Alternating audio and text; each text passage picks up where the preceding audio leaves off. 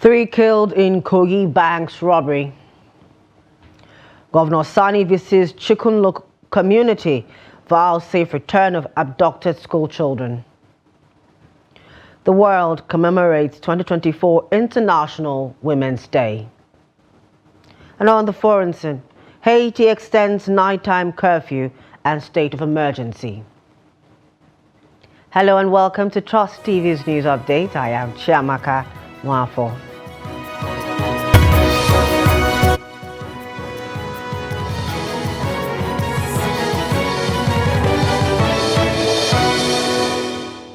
Thanks for joining us.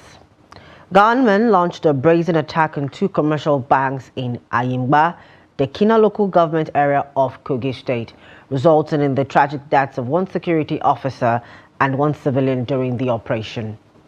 A video circulating on social media depicting the intense assault by the hoodlums on the 2 financial institutions around 5 p.m.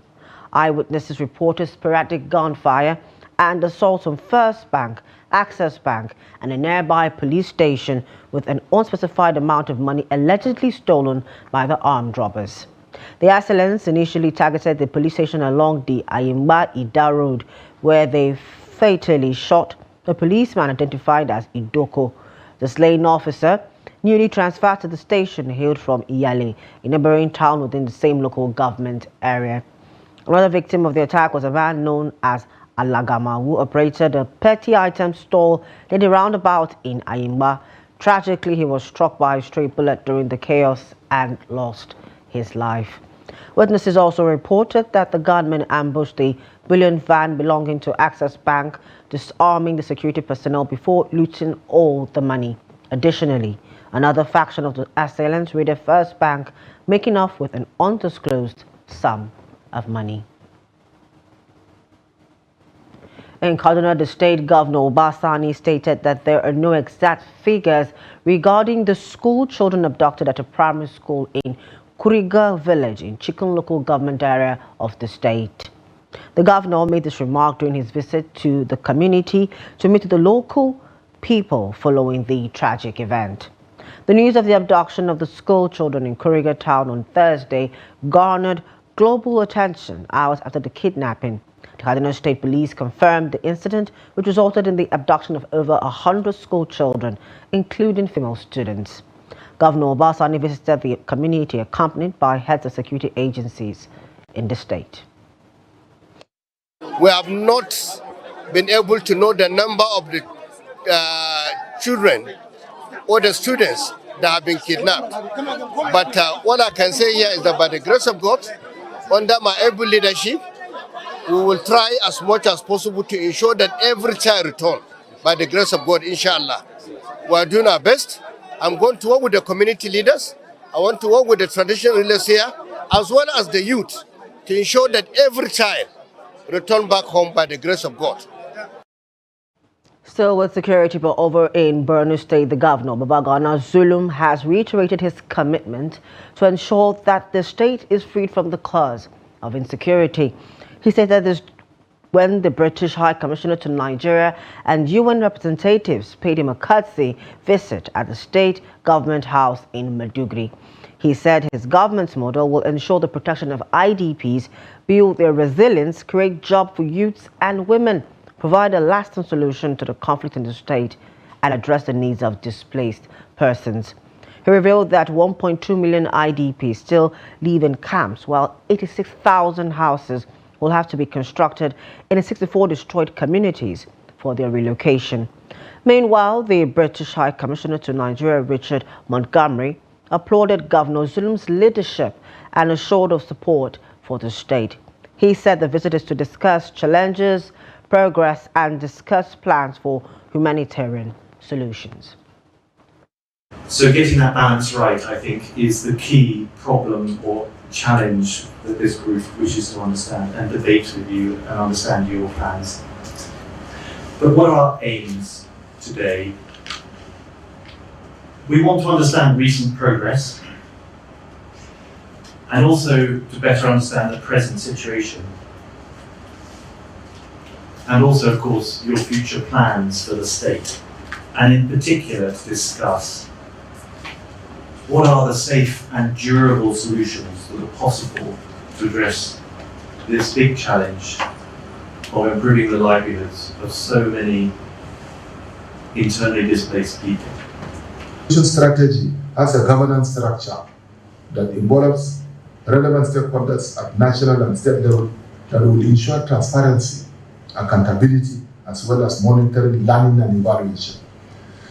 This commitment will require that we all truly and objectively align our activities and resources to each of these objectives and work in partnership and coordination. We are grateful for the leadership support of the UN Secretary, Mr. Antonio Guterres, the DSG Amina Mohammed, the Special Envoy Robert Pfeiffer, and all members of the Northeast Ambassadors Group for your interest in finding durable solutions to internal displacement. I hope all of you will rally around us when we will launch this plan, hopefully in April 2024, and set the ball rolling towards implementation. Moving over to the National Assembly, the Red Chamber has resolved to investigate the unexplained delay in electricity step-down of Okpai Power Plant in Delta State. Now, lawmakers during Thursday's sitting said investigating the delay had become imperative as the plant played a crucial role in the national power distribution system in 2005 when it was inaugurated. Senator Ned Nwoko, who sponsored a motion on the subject matter titled "Need to Address the Unexplained Delay in Electricity Step-Down of Okpai Independent Power Plant," noted that in view of the importance of the Okpai Power Plant, there was a need for the Senate Committee on Power to investigate and take action to resolve the delay in distribution of 100 megawatts of electricity to host communities, as agreed. Senator Ned Nwoko, who sponsored a motion on the subject matter titled "Need to Address the Unexplained Delay in Electricity Step-Down of Okpai Independent Power Plant," noted that, in view of the importance of the power plant, there was a need for the Senate Committee on Power to investigate and take action to resolve the delay in the distribution of 100 megawatts of electricity to host communities, as agreed. To date, there have been unexplained delays in executing the contract project. Worried that despite the presidential pronouncement 2005 and the upgrade of my power plant to 930 megawatts, the people of Ndokwa Nation and the entire Delta North Senatorial District continue to live in darkness. Contributing to the debate, Senators Adams Oshomole and Deputy Senate President Barrow Jibrin expressed disappointment with the worsening power supply in the country. I know the transactions that have taken place such that the individuals are making money, but their companies are poor. We have situations where pharmacists are MDs of discos, people who know next to nothing. I was a member of the Privatization Council, and the idea was that before you invest or buy into this sector, you must show evidence of financial wherewithal, and you must also show evidence of technical know-how to be able to participate in the power business. All of these have been breached with impunity. We're a country full of resources, name them, including human capital resources. But we are not be able to harness these resources given to us by God because we don't have electricity. The upper chamber, however, mandated its Committee on Power to investigate the delay in the distribution of 100 megawatts of electricity to host communities and report back in 4 weeks for further legislative inputs. Those in support of the prayer as amended, that the power committee should look into this issue holistically and then when necessary, take actions and report back to the Senate in 1 month. Say aye. Those against say nay. The ayes have. The federal government in recent times, through the Ministry of Power, threatened to revoke the license of electricity distribution companies over the poor state of power supply in the country. Meanwhile, senators on Thursday celebrated with their female legislators on the occasion of 2024 International Women's Day. President of the Senate, Godswill Akpabio, suspended plenary to celebrate female senators by cutting a cake with them. In his reaction, Senator Mohammed Mongunu from Borno State called for more women inclusion in governance. Women are underrepresented in decision-making process in this country, and therefore, as legislators, we should think out of the box and take deliberate steps by way of legislative intervention to bring about more women into governance. Senator Idiat Oluranti Adebule from Lagos State described women as pillars of national development and urged institutions of government to increase support for women in the country. I want to encourage women not to rest on their hands. Some have been out, they've contested, they've lost the election. And as such, they've withdrawn. This is not the time to withdraw. Plenary was finally adjourned to next week after considering bills and motions on the floor. Now to the Green Chamber, where the House of Representatives have resolved to revisit all the gender-based legislations of the 9th Assembly on women participation in politics and other sectoral matters. The decision of the House is in commemoration of the 2024 International Women's Day, which Nigerian women and all over the world celebrate to recognize the achievements of women in various fields of societal development. Here's the report.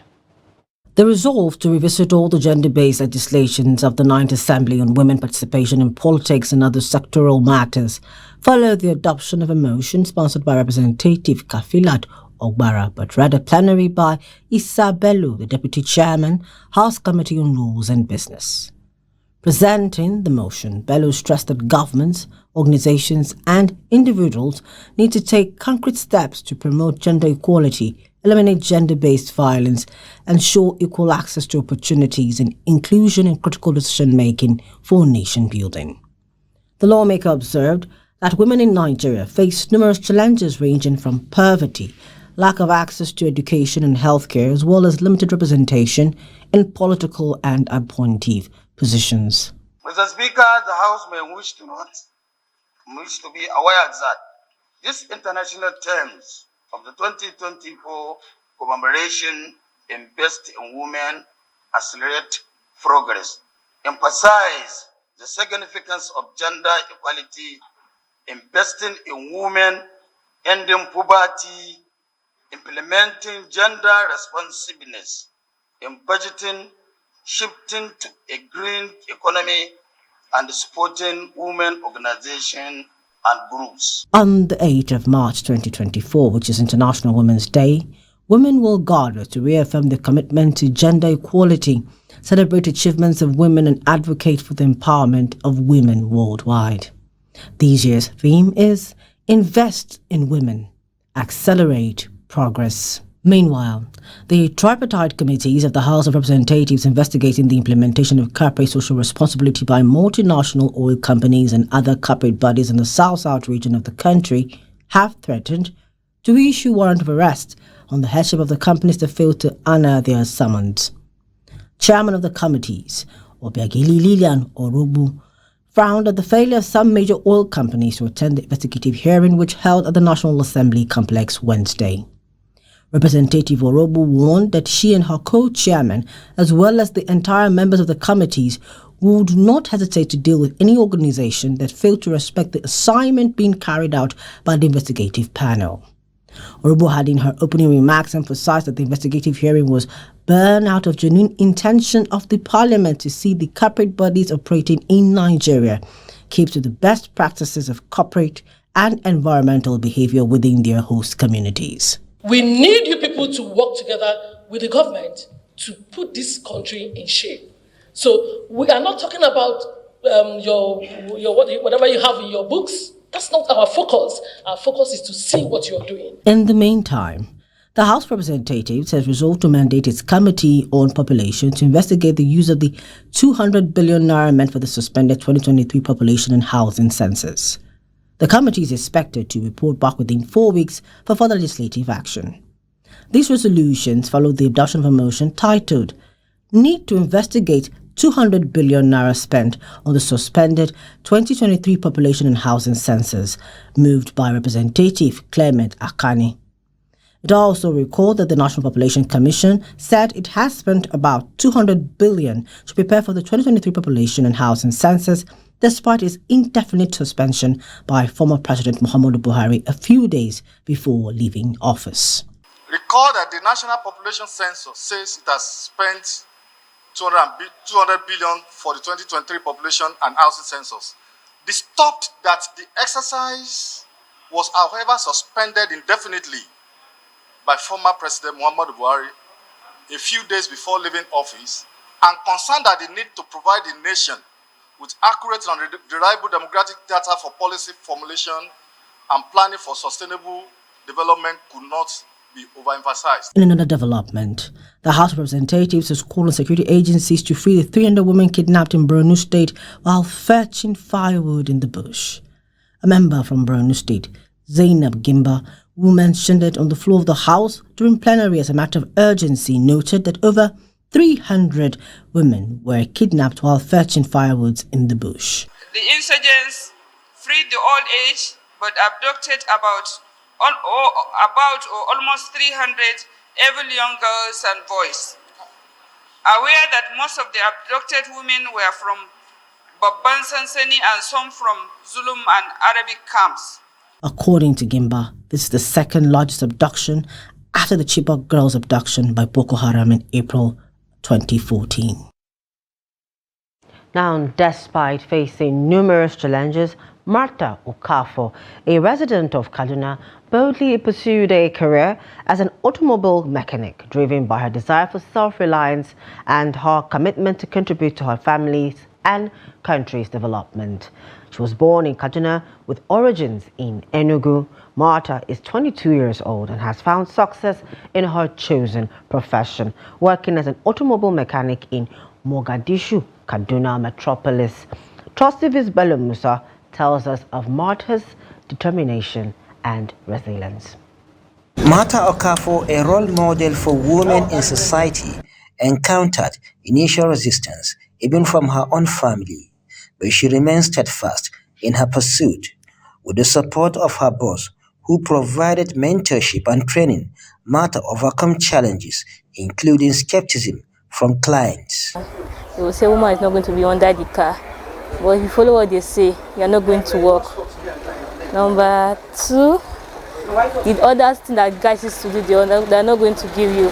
But if you put your hair, you are going to do it. You have so many challenges here because so many people come and ask you unnecessary questions. Woman, how I want to do this kind of work? As in, I would just say that I love the work. Amidst the increasing cost of living, Martha encourages women to acquire skills to improve their lives. I want to tell the old ladies to sit up. There's no more lazy person in this life. You don't depend on anyone. You may not be mechanic, you may be all that you have to learn, but you stand up and go and learn it. Because there's so many hard graduates outside there. No, but your handler is going to help you anywhere you went to. Your handler is going to help you and is going to feed you. A high school graduate, Martha aspires to further her education in mechanical engineering and establish her own mechanic company, showcasing her ambition and determination. I want to become that woman they always say that what a man can do, a woman can do it more better. I want to become that woman that I can stand on my own, to be that successful woman in life. Martha's resilience is seen posting the benefit of handwork, resilience and commitment, which has become an inspiration for young women in the society. Bello Musa, Trust TV News, Kaduna. Such an inspiring story there, celebrating International Women's Day. This is Trust TV's news update. Up ahead. FCT residents express mixed feelings over monthly rental payment. More when we return. Please do stay with us. Welcome back. Thanks for staying with us. And if you're just joining us, this is the news update on Trust Television. Now a recap of our top stories. 3 killed in Kogi Armed Robbery. Governor Sani visits chicken community, vows safe return of abducted school children.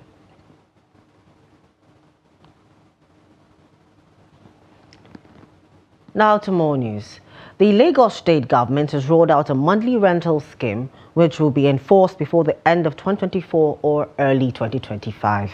Already 5 billion naira has been committed to the monthly rental scheme, which seeks to ensure that getting affordable and accommodation become less difficult in big Nigerian cities like Lagos.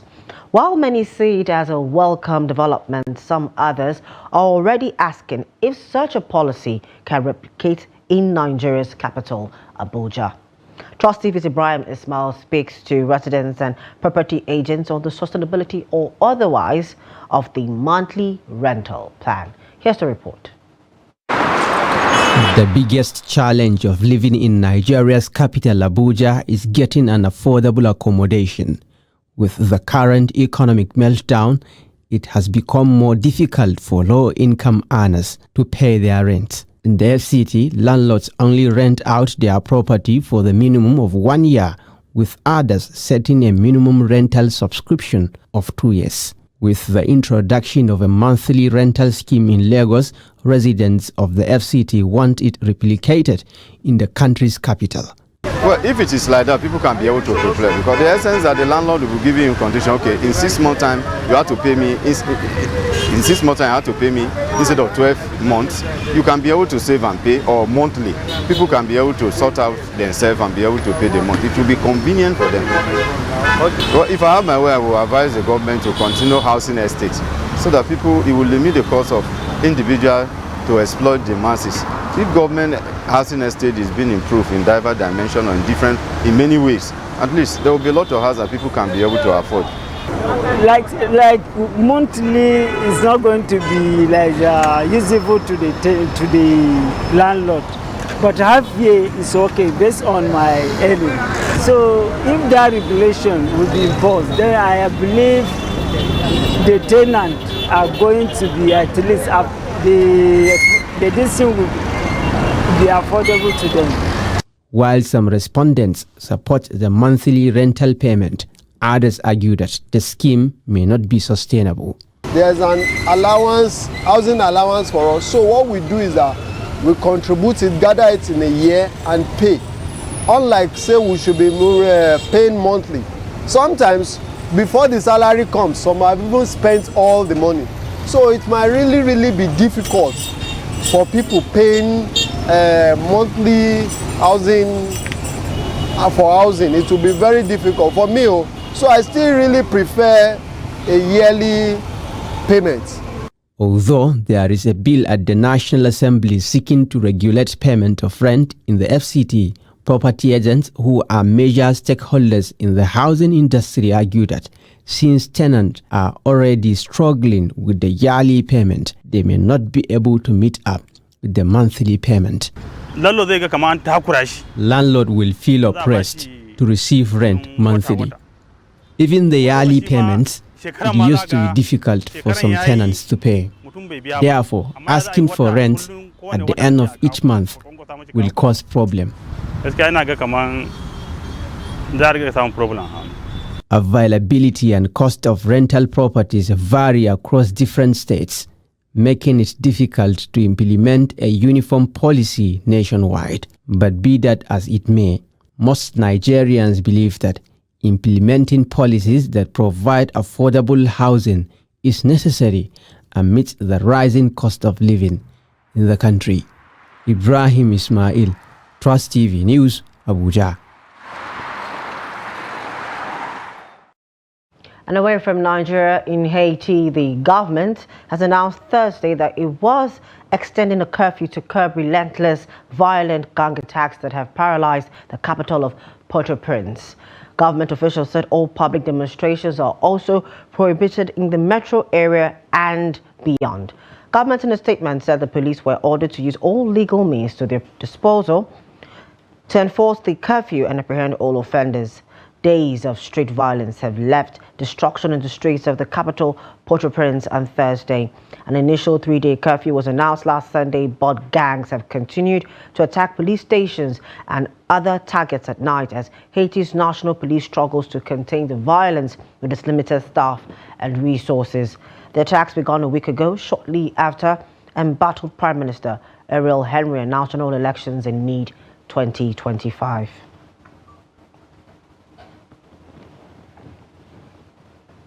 Now in sports, the Flying Eagles of Nigeria kicked off their campaign in the men's football event at the 13th African Games in Ghana, a disappointing 2-1 loss to Uganda.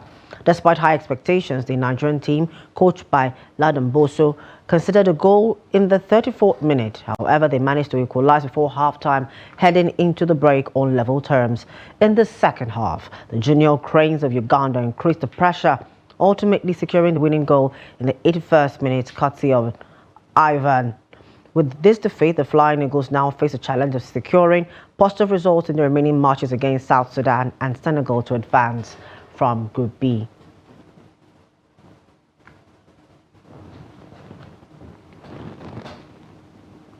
And with that, we've come to the end of the news at this hour. For more of our news and documentaries and programs, please do also follow us on all our social media platforms. Don't forget to invest in women and accelerate progress.